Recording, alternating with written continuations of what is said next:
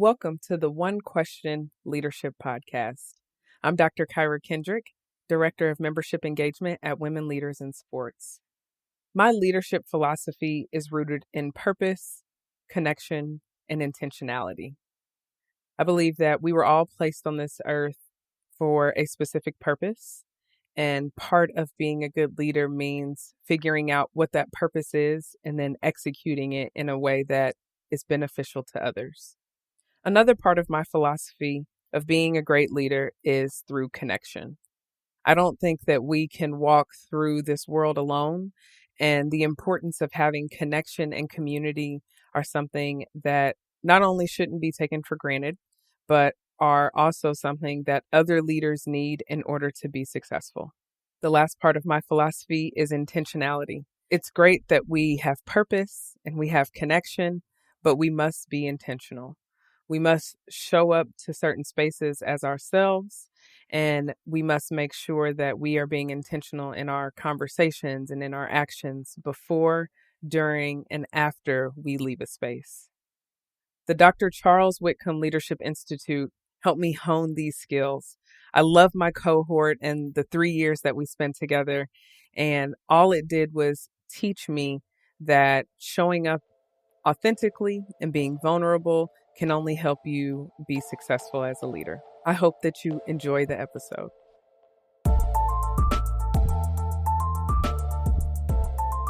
Greetings, this is Ty Brown, and welcome to the One Question Leadership Podcast, where we highlight executive leadership in college athletics. Our guest today is Tangela Cheatham. Tangela is the Deputy Director of Athletics for Administration and Senior Woman Administrator at Central Michigan. Greetings, Tangela. Thanks for joining us. Thank you for having me. So glad to have you on, Tangela, on the One Question Leadership Podcast. I'm excited to be here. Now, the first time I met you, Tangela, told you about the podcast. Yes. And you gave me this look like the podcast was trash. I don't know what the look was, actually, but it was like, I don't know you, and why are you telling me about this thing? But then you circle back around. I don't know, was it at the end of the conference, or maybe it was the next year, and you say, you know what, you're right. I value what I've learned from your podcast. Yes. Do you remember that, or am I remembering it wrong? I think there may be some disconnect in how you're remembering. But when was this? I don't know. It was back when you were an intern with NACTA. And that was about 10 years ago, It was right? 10 years ago? Right. So it wasn't so today. My memory is not serving me right. No, that wasn't today is the point. And I did enjoy the podcast once I listened to it. Okay. Yes. That wasn't today is what you said? Yes, that was a few years. So you're saying, why am I bringing up old stuff? Is that what are you saying? That's not what I'm saying. I'm saying, there's been a lot of growth, right? Okay. Since the podcast, and I'm not a bandwagon, right? So that was, you were, I think, getting a little bit started. You were starting your podcast at that time? It had existed for a little bit. I was new to the podcast. Okay, I was new to the podcast. We were being introduced. Okay. So it was okay for you to be skeptical back then? Yeah, I think so. Okay. But then when I listened to it, then it was okay. I enjoyed it, and I gave you your props then. You did, and I appreciate that. Immediately, I was, shady, and then we got to it. I tell you what I appreciated. I didn't, how do I say this? I wasn't unappreciative that you were skeptical at first. I'm okay with that. Thank you. What I appreciated was that you actually listened for somebody coming and telling you about something. You actually listened to see if it was valuable, and then came back and gave me the feedback that was, you know what, you were right. I will circle back. Yeah. I will circle back. That was excellent. You. Deputy Athletics Director for Administration. Yes. What does that mean? So I have an opportunity to serve as student athletes, coaches, and staff at Central Michigan University. Oversee all internal areas and work with the staff who lead different areas from compliance to academic services, business, events, operations, sport administration, sport medicine. So everything internal to the department. And my role is primarily working to lead, manage people, and try to help them lead and manage the people that they have an opportunity to serve as well. What part of that comes the easiest to you? Caring about people. Really? Yes. And that's something you've always done, I imagine? Absolutely. That's the most important piece to me, more than being a subject matter expert in any one area, because my background in life and working in college athletics is student athlete development. So I started because I cared about of the student athlete experience? How are you taking advantage of this opportunity to be a student athlete? Because you're going to get, you're going to give this institution everything, right? Your knees are going to be however they're going to be, your back is going to be. So how are you going to take advantage of this opportunity? So it's always been caring about people. And so that extended into caring about, the coaches and their experience, caring about the administrators and their experience, whether that's the person at the front desk or the athletics director. So caring about people has always been primary for me. Was there a significant event in your life, whether it be a celebration or a challenge, that revealed to you that caring about people was important? I don't know if it's one thing. I know something specific, like in the context of sport, that I can share. So I always wanted to work in sports, I will say. So growing up, I'm from Detroit. Loved the Pistons, the second iteration of the Chauncey Billups, Rip Hamilton Pistons. And I found out, if you work for the team, when they win a championship, you also win a championship. And so that was initially one of the reasons I wanted to work in sport. And also you hear the stories about former athletes who have challenges managing finances. So I had a passion for wanting to help them do that. So back to the caring about people. So that was a part of it. When I got to college, did undergrad at Michigan, I had friends who were student athletes. And I wanted to help them learn how to advocate for themselves through their experience. So, I won't name names, but I had friends who had interest in particular academic programs. And so it's like, you didn't get into that program. This program was built for you. Go talk to your professor. You don't know what to say. This is what you can say. So I had a passion for helping them. You take advantage of this opportunity because this institution is going to, work to get what they need. And it should be a mutually beneficial situation. And so, again, just caring about people. I'm going to come cheer for you on Saturdays or, Tuesday, whatever day of the night or day of the week you're competing. So I want to help you figure out how to take advantage of the opportunity. And why do I care? I can't pinpoint that. I just do. Yeah, it's just something you care about. So you, correct me if I'm wrong here, graduate assistant, internship. Tell me about the different steps before you actually got a full-time job. Yeah, so I started in football recruiting in undergrad. I also worked in academic center as an undergraduate student. So again, these were my peers and people and I was an upperclassman by that point. So I already had, again, friendships with some of the student athletes, why it was great that I always kept professional friendships with the student athletes. So I worked like a floor supervisor. So, hey, get off my space. That was that point of life. And then I went on to be a GA at Oklahoma in academics and student athlete development.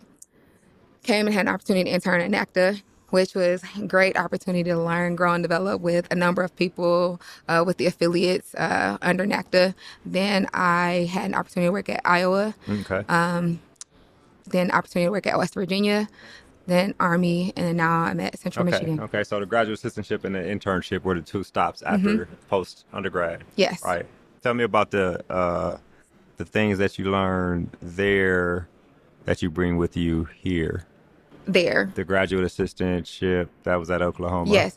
I had a lot of autonomy, and that is what I credit with my ability to navigate each position I've had, is that I've had to go in and work to figure things out with support of the administrators that I've worked with. They have challenged me to think analytically, think critically, and work collaboratively, but then just hand me a blueprint and say, this is exactly how you need to do this, go and do it. I've had to think. And I think that's what's been the skill that's allowed me to navigate these spaces, because the things that I have responsibility for, I've not done 90% of them on the ground. But people is the number one thing, as we kind of talked about. And I've navigated people my entire career at this point. And so having autonomy, having to think critically, finding gaps and finding solutions and bringing those. So not bringing just problems, saying, hey, I think we need this, and I think this is how we can do it. And having leaders who trusted in me and saying, hey, yeah, go do it. Then is, I think, what I've taken from like intern to GA, people like Julie Work, people like Jason Galaska, Pat Manick, Bob, who is emeritus now. Having the autonomy is what I think I got from intern GA that I have today. Yeah. How long from the internship at NACTA before you became a deputy athletics director? That's a great question. I don't know if I count the years. No, but there are years. There are. So I was Like intern. 7, Yeah, I was right? an intern 15, 16. Uh-huh. And then I went to Central Michigan 21. Okay, yeah. So not a lot. No. 6 or 7 years, right? Which I think is impressive. But it's all connection, right? Yeah. Yeah. And then you get into this deputy role, and then autonomy shows up again. Yes. But it's autonomy and like, what are we doing here? What am I doing here? How am I supposed to operate this? So I do wonder about, wow, you pride yourself on the autonomy. Now it's really been given it to you. Like, it's going to show up. Like, okay, is this what you want?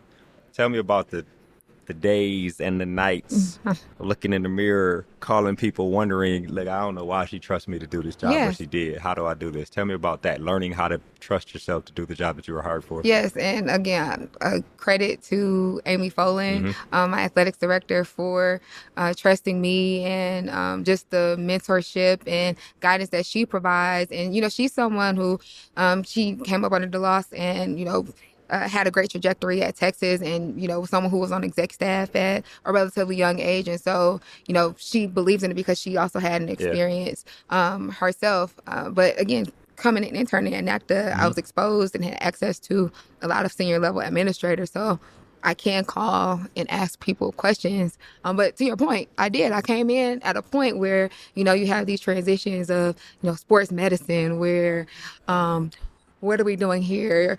Turnover in academics, you know, we're starting over in all these different areas. Now we have this, what are we doing? Name, image, and likeness. So all of these different things. And, you know, sometimes I do, you know, say, you know, should I be doing this or should I not? But, I mean, not imposter syndrome is a thing for people. But I've also, you know, gone to the panels and women in sports. And so I do, if those things come, I work to immediately put them out. Yeah. Right. We've said it on the Brene Brown conversations and, you know, we read the leadership books. And so when those kind of thoughts pop up, I'm immediately putting them out because I do think that things happen how they're supposed to. And I do think that I'm in the spaces that I'm in because I'm supposed to be there. Not from an arrogant standpoint, but from a standpoint, I've had the confidence to find the resources that I need to be successful. I don't know everything. I know I don't know everything, and I will never know everything, but I do pride myself on being resourceful. And so... Yeah, I agree. Resourcefulness is actually one of my core values, too. And the first premise that I take into coming to a podcast is always that I may be wrong, right? Yes. So I come in and make whatever assumption. The assumption might be wrong, so I'm willing to learn how to be better at it. I have a different perspective on imposter syndrome. I would love to hear. Because if always willing to learn. If you have imposter syndromes, that means you are in a space where you don't feel like you belong. And usually that space is some form of importance or some form of influence or responsibility. So if you have imposter syndrome, there's something to celebrate because you have made it to a space where imposter syndrome is something that you have. That's kind of a convoluted philosophy, but that's kind of what I think about it. It's weird. I've had it before, though. I still have it. I think we all navigate imposter syndrome at some point of our lives, especially if you have some forms of successes in the goals, and I'm very goal-oriented. I have this plan that I've written out, and I think that's one of the things that has allowed me to navigate my career relatively. You have a manifesto? I guess you can call it that. We were supposed to write this like 5-year plan in grad school. I made it a 20-year one. And I think it has allowed me to, again, navigate. So when I have conversations with leadership and they're like, well, I think you should do this. If it seems like it's not going to align with my longer term goal, then it's not. 20-year plan. And I adjust it. And I make an adjustment at the end of every year. Yeah? Yeah.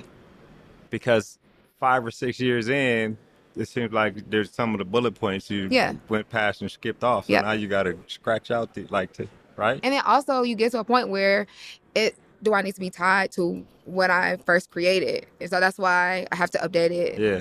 Is it still a 20-year plan or is it a 15-year? Like, what is well, what the year timeline plan? Yeah. moved a little faster than I thought it Right. So would. what's the year plan now? Well, still 20, but a part of that was consulting, so I can still do that. Yeah. So you Yeah. got to get there. That's one of the places to get. Yes. Uh-huh. Okay. Yes. Well, that's excellent. So Amy, she was trusted as a young administrator to do not young responsibilities, right? For the lack of a better term. Yes. Then she trusted you to do not young administrator responsibilities. It's more about the person than the age, right?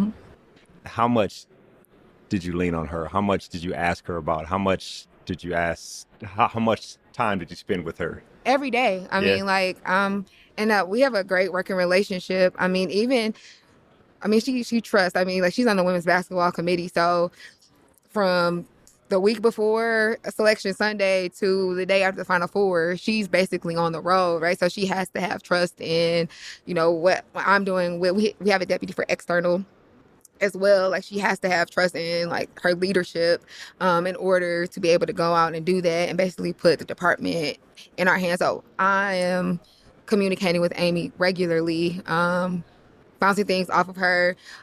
She comes and talks and is, asking me what I think about this or what I would do about that. And, she knows that, people is one of my greatest interests. And I will navigate some things different. And I'm not afraid to, if I think differently about something, I'm going to share that, and not in a combative way, but just provide a different view or a different angle of something that I think would be helpful for her as someone who is representing the department, and working to share her vision and execute her vision for the department. And I think I have a great relationship with her in that way. So I'm talking with her every day, regularly, as we navigate things through the department, from name, image, and likeness to student athlete experience, because she has a 3-pillar kind of way of leading the department: student athlete experience, fan experience, performance leaders. How we navigate that. Yes.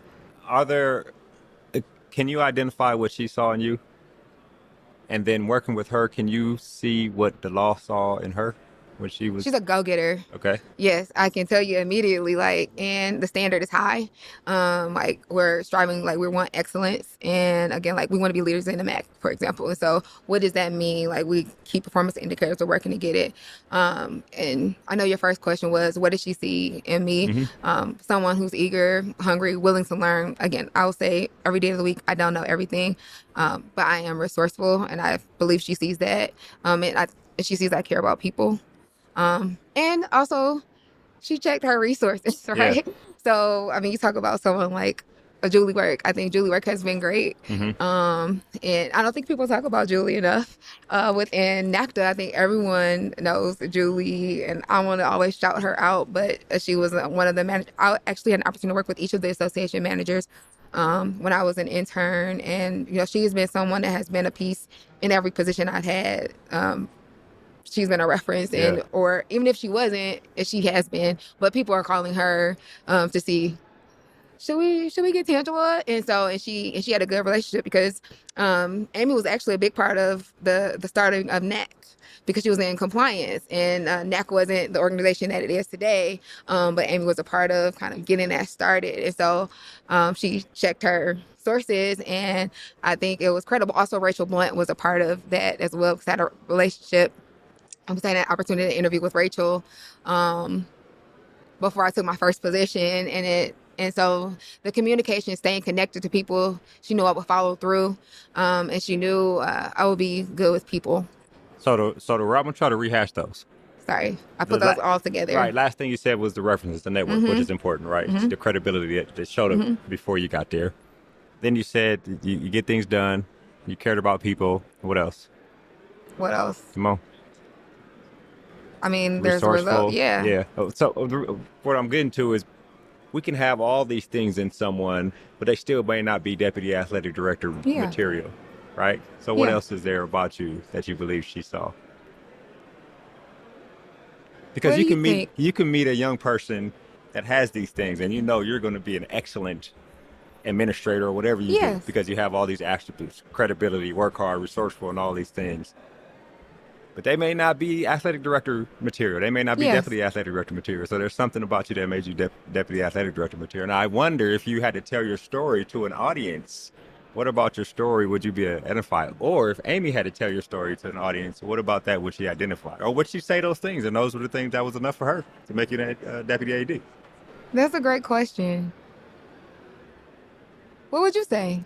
About you? Yes. What I liked is that you followed up about this podcast. I Oh, thought that see? was excellent. This was not the same. It wasn't the same NACTA, right? Yes. This was like a year later. I Or maybe it appreciate was at that. NCAA or whatever Yes. it was, but it was over time Yes. that you came back and said, I listened and I agree. It's a good Yes. podcast and I appreciate it. And I'm a listener now, right? And I think there's an aspect of one of the things you did say was that I may be wrong. I may not know everything. I'm coachable. So let me come in and learn, right? If you see in me, Amy, what you saw, what somebody saw in you, and you're going to put that expectation on me, I'm going to try to live up to that expectation. So there had to be those intangible things that she saw to you for you to be able to execute at that. I have another question I want to ask about, and this is kind of a terminology thing that I've been asking people lately. It's about the word projection, right? I guess in the psychology world, projection is seen as a bad thing, right? Kids are innocent until adults project on them, and then they become, right? And then they become not so innocent adults, right? But I also think projection can work in the other way. If there's something that I've done that I think worked out well for me or could work out well for you, and I come to you and give you this advice based on my experiences, is that not projection too? But it's also in a positive way. What do you think about that? I don't disagree. Okay. I don't think, to your point, I don't think projection is always bad. I do hear immediately, I guess Trauma, you this, project, yeah. yes, how you're projecting Yeah. on me. But I mean, I guess it could be a positive. I hear like speaking life, right? Like that Speaking sort life to of somebody, better way to say it, but to me Yeah. it's still projection, right? It could Sure. still be Yeah, projection. so I agree with Okay. what you said, but I hear speaking life type. Okay, so the reason I asked that is because in the role you're in, you are probably approached by a lot of people, young people, and probably people who aren't so young, asking you for advice on their career, on what to do. And so I wonder what you tell people when they come up to you, especially if you're a type of person that's like, I don't have it all figured out, but I'll tell you what I do know, right? So tell me what you tell young people. Literally that, like, trust in who you are. Don't feel like you have to know everything, and be confident in that. Okay. Like, you don't have to know everything. You will never know everything. Be confident in who you are and be genuine. I work to be genuine my entire life. I have worked to build relationships, to care about people. People will always be number one. I've always worked to be accountable. You alluded to your core values earlier. My number one is always accountability. So I always think about not how things happen to me, but I always think about the role that I play and the things that happen in my life. So that's always number one. And so when people do come and talk to me, whether it is, my student athletes or other interns or GAs or staff that I work with, teammates that I work with, it's always, be confident in who you are, your abilities to do what it is you need to do, what are your core values, and stick to those. Yep. I know those a lot, but right. Those are the things that I say to people. Those are the things, right, which is excellent. Tangela, this has been an excellent conversation. I feel like I learned a little bit, and I really appreciate you joining us here on the One Question Leadership Podcast. Oh, thank you. I appreciate you having me. Yes, ma'am. That was Tangela Cheatham. She is the Deputy Athletics Director for Administration and Senior Woman Administrator at Central Michigan University. And of course, I am Ty Brown with One Question. And keep in mind, the role of a leader is to create and maintain an environment that people want to be a part of. And as always, be better tomorrow than you are today.